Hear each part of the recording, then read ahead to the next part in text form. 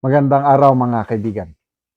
Bigyan natin ng reaction, opinion itong video posted by Billionario News Channel. Sa programa ni Atty. Trix Angeles, sinasabi niya dito na maraming options si Saldico. Most likely, hindi siya madideport sa Pilipinas kasi meron siyang choice. Pwede siyang magpa-deport sa Portugal. Ang galing, ano? O, tige. Pakinggan natin. Considering that he can also claim that he should be That he's deported to Portugal. Portugal. Well, he can claim, halimbawa, kung mag-apply siya ng asylum, i-deny, pwede niyang i-non-refoulement. Sabihin niya, I cannot be deported to the Philippines because I may be persecuted Tama. there. Oo. So, pwede siyang magpa-deport to Portugal. Yun. Ay, daming options ni Saldi ko. Mukhang babantayan to. Correct. Pero if it's going to be Kasi deportation, din, default ba na Pilipinas? Considering that he can also claim that he should be that he's deported to Portugal. Portugal. Well, he can claim, halimbawa, kung mag-apply siya ng asylum, i-deny, pwede niyang i-non-refoulement. Sabihin niya, I cannot be deported to the Philippines because I may be persecuted Tama. there. Oo. So, pwede siyang magpa-deport to Portugal. Ay, daming options ni Saldi ko. Mukhang babantayan to. Correct. Pero if it's going to be deportation, Ayun. Ang payag ni Secretary John Vic Rimulya, sure na siya na hanggang pinakamatagal daw, 3 weeks. Mapapabalik na si Saldico dito sa bansa.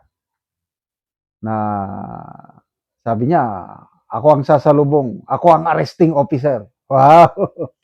Arresting officer, ako ang magdadala sa kanya sa Sandigan Bayan.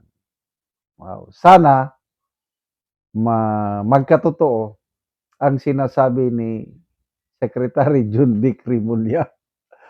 Sasaluduhan ko siya, pasasalamatan ko siya kung mangyari. Kasi gustong-gusto ko na talagang makulong si Saldico. Although, hindi pa naman siya convicted ng court. Kaya lang, public perception lang, dapat pagbayaran niya yung ginawa niya dahil siya yung implementor nitong flood control scam na ito. Siya ang gumalaw sa lahat, although may kasamahan siya. Sabi nga ni Atty. Guanzon, merong nag-utos, may nagplano, may nag-execute. Ito si Saldico ang nag-execute sa lahat. So, wag muna tayong masyadong umasa. Kasi option yan ni Saldico yung mag-apply siya ng asylum. Sinabi na yan ng isang legal expert, nakalimutan ko yung isang attorney, binalita sa ABS-CBN kanina. That's an option. And I believe, yan na ang gagawin ni Saldico. Mag-apply ng asylum. Kagaya ng ginawa ni Attorney Harry Roque, na hanggang ngayon, nandun pa siya doon. So, wala pa tayong update kung na-approve na o disapprove ang kanyang asylum. Kasi, yun na nga, may warrant of arrest siya dito. So, kung ma-disapprove, i-deport siya dito sa Pilipinas. So, ganyan din. Si Saldico, sinasabi na meron siyang Portuguese passport. So, yung Philippine passport na, canceled na. Walang update kung anong nangyari sa kanyang Portuguese passport. Pat ako naniniwala na meron siya. So ano ba?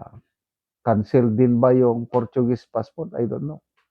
So, dahil marami siyang option, agree ako yung sinasabi ni Attorney Trix Angeles na pwede niyang irason na ma-persecute siya dito sa Pilipinas. Kasi nga, yun, kinasuhan na siya. May warrant of arrest na siya. So kung mag-apply siya ng asylum, it will take a long time. Kagaya ni Atty. Roque, magwa 1 year na. Nandiyan pa rin, naghintay. Kaya, wala, baka hindi pa nila mapauwi si Saldico agad-agad. Kaya tama yung sinabi sa akin ng aking senior officer, retired general, na it will take time bago mapauwi si Saldico dahil lalaban si Saldico sa yung legal means, yung mag-apply nga siya ng asylum, mura no. Hindi daw basta-basta mapadeport ang isang tao na nandun na sa kaya wala pa rin. Hindi pa rin tayo makakuha ng hustisya kung ganun. Sa ngayon, dalawa pa lang ang napakulong. Ang alam ko correct me if I'm wrong, si Sara Diskaya, na hindi naman siya big time, big fish. Dilis lang. Parang biktima rin siya. Although may kasalanan din siya, kailang one of the least guilty ang mga contractors. Ang mga may kasalanan, yung mga nasa gobyerno, mambabatas. So hanggang kailan na may mapakulong sila, akala ko ito na si Saldico. Kaya lang, wala, alanganin pa rin dahil nga sa kanyang legal options na pwede pala siyang, sana wala na lang yung option na yun na mag-apply ng asylum. Ganyan talaga ang batas. May mga dapat sundin. Kaya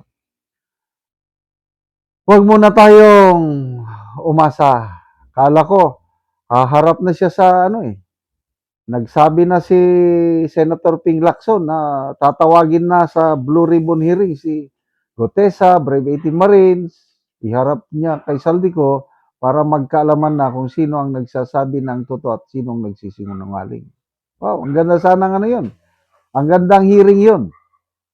Sana patutuhanan ni Saldico na yes, tama yung sinasabi ng Brave 18 Marines. Kasi pinatutuhanan niya na yung unang aligasyon ni Gutesa and I don't see any reason na hindi niya patutuhanan ang sinasabi ng Brave 18 Marines.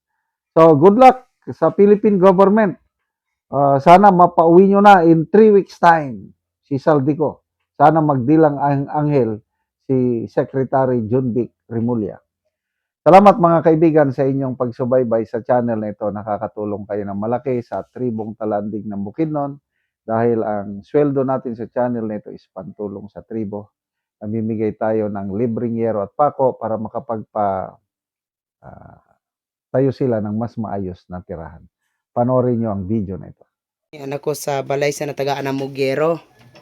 So muna ni ang iyang atop nga yero. Mga dagko na gid kaayo ang iyang buslot mo na ni ang iyang itsura. So tungod sa kadugay na, so inaani na gyud dagko na kaayo og buslot. Wala na i-repair. Wala yero daw nga ika-repair tungod sa kalisod.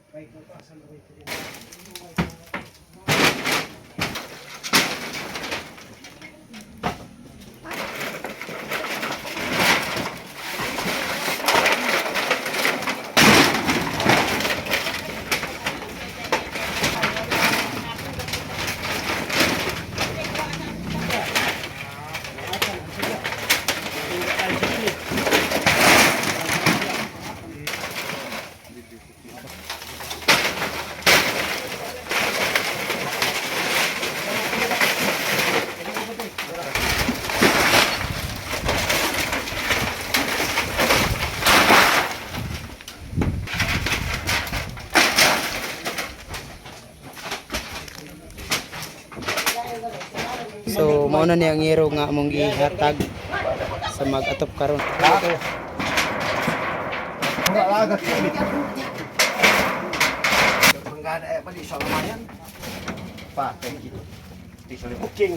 Lalo na takang natin mo sa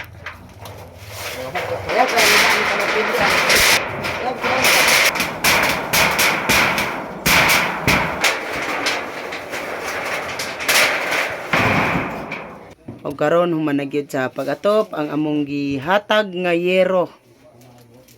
So napulihan na gyud tong mga daot nga mga yero nga ilang atop. salamat sa Ginoo nga ang among 130 na katuig na pulian sa tabang sa sin. Sulbad na gyud ang among atop di na mimulanan kay ang among kuana na gyud na dunot na. Tungod sa ulan. tungod sa ulan. Oo, sumo na ni ang kuan sa lugila ante. So salamat kayo ante. Salamat.